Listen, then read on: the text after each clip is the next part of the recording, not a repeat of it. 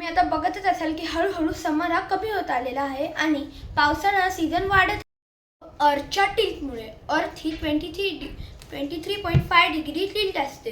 आणि तुम्ही या पिक्चरमध्ये बघू शकतात की नॉर्थ आणि साऊथ हे तुम्ही पहिला नोट करा. आणि असं बघा 23 तुम्हाला अशी सरळ नाही दिसणार, अशी स्लॅन्टिंग दिसणार. आता हे आहे, आता कधी कधी जेव्हा नॉर्थ पोल सनकडे फेस करतो तेव्हा आपलं असतं समर आणि जेव्हा साऊथ पोल फेस करतो तेव्हा आपलं असतं विंटर. हा आहे एक डायग्राम. याच्यामध्ये हे जे 4 सर्कल आहेत हे आहे अर्थ आणि हा आहे सन. तर आता आपण हे बघूया. इथे तुम्हाला इक्वनॉक्स हा शब्द दिसत असेल आणि सोलस्टिक हा शब्द दिसत असेल. आता हे वेगळे वेगळे असतात. तर आता आपण ह्यांच्याबद्दल बघूया. पहिलं स्टार्ट करूया स्प्रिंग इक्वनॉक्स. तर स्प्रिंग इक्वनॉक्स असतो तो असतो 23 मार्चला. इक्वनॉक्स म्हणजे तुम्हाला समजेल असेल इक्वल, EQU म्हणजे की इक्वल म्हणजे की इक्वल असतं. ह्याच्यामध्ये रात्र आणि दिवस इक्वल असतात म्हणजे 12-12 तासाचे असतात. त्यानंतर हळू 23 मार्च ते 21 जून पर्यंत दिवस वाढत जातो.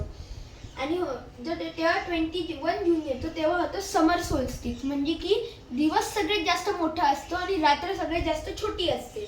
त्यानंतर हळूहळू 21 जून पासून दिवस कमी होत जातो. दिवस फक्त कमी होत जातो आणि 23 सप्टेंबरला इक्वल होऊन जातो. दिवस पण इक्वल आणि रात्र पण इक्वल म्हणजे की इथे आला इक्वनॉक्स, ऑटोमन इक्वनॉक्स. त्यानंतर हळूहळू रात्र वाढत जाते. मग इथे येतो विंटर सोल्स्टिस 21 किंवा 22 डिसेंबरला. या दिवशी रात्र सगळ्यात जास्त मोठी असते आणि दिवस सगळ्यात जास्त छोटा असतो.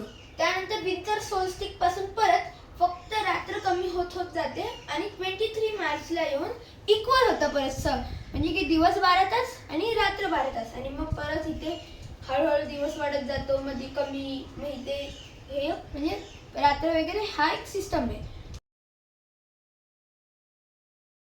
होता या व्हिडिओचा पार्ट 1. पार्ट 2 लवकरच येणार आहे. बाय.